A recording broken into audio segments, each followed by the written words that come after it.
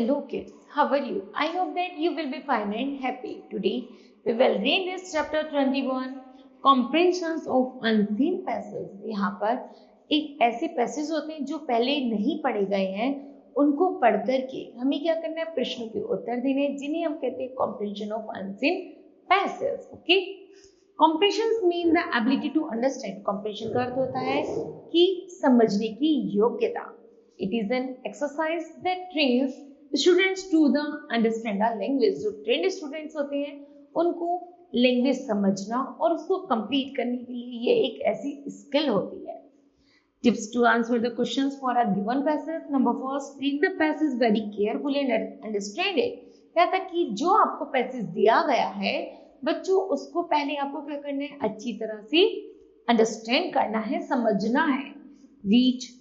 Read each question given at the end of the passage carefully. और passage के last में जो question दिए गए हैं उनको भी ध्यानपूर्वक पढ़ना है. Now tackle one question at a time.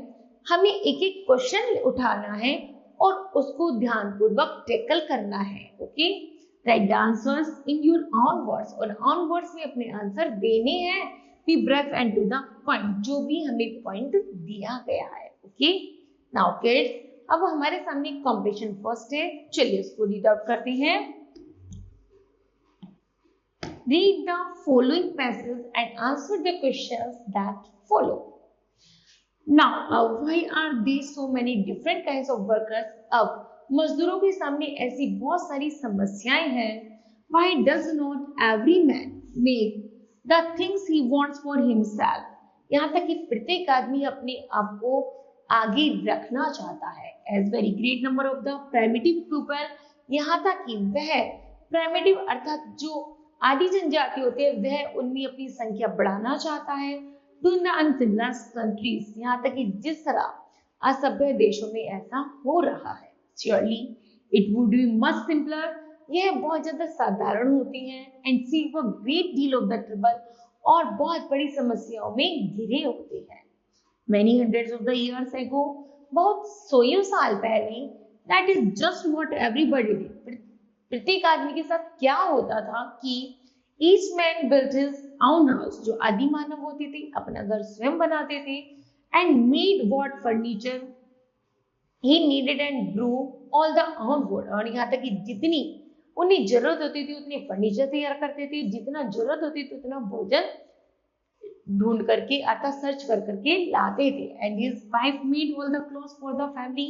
और उनकी जो फैमिली और उनकी जो वाइफ थी वो अपनी फैमिली के लिए क्या करती थी, कपड़ों की व्यवस्था करती थी. Okay, but man very soon. लेकिन जैसे ही जल्दी मनुष्य ने पाया that it was much better to divide the work among them. उसने देखा कि हम सभी लोगों में हम कार्यों को आसानी से बांट सकते हैं, जिससे कार्य आसान भी हो जाएगा और जल्दी भी हो जाएगा. So that one built house.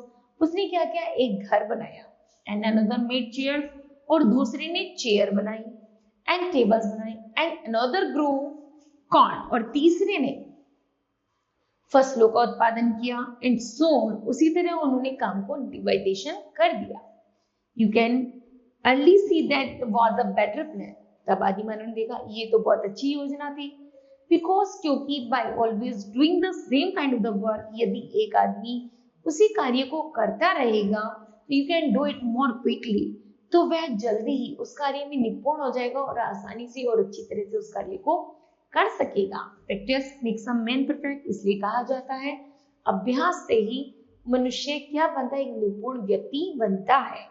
So nowadays all work is divided. लेकिन अब क्या हुआ कि इसी आधार पर कार्यों को डिवाइडेशन कर दिया गया. अब much as possible, जितना कि संभव हो, कि जैसे मजदूरों को मजदूर का काम दिया गया और बिजनेसमैन को बिजनेस का, वर्कर को वर्कर का, सभी में कार्य क्या कर दिए, डिवाइड कर दिए गए, जिससे कार्य को आसानी से किया जा सके और इजीली किया जा सके. ओके, चलिए अब हमारे सामने प्रश्न है, What do primitive people do the uncivilized countries?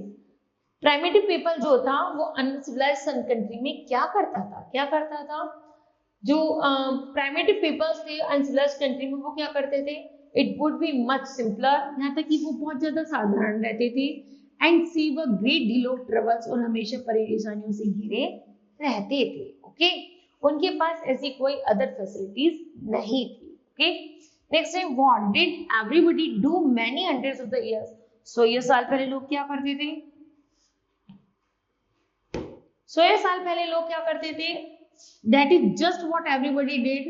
Each man built his house and made the furniture he needed and grew on his food.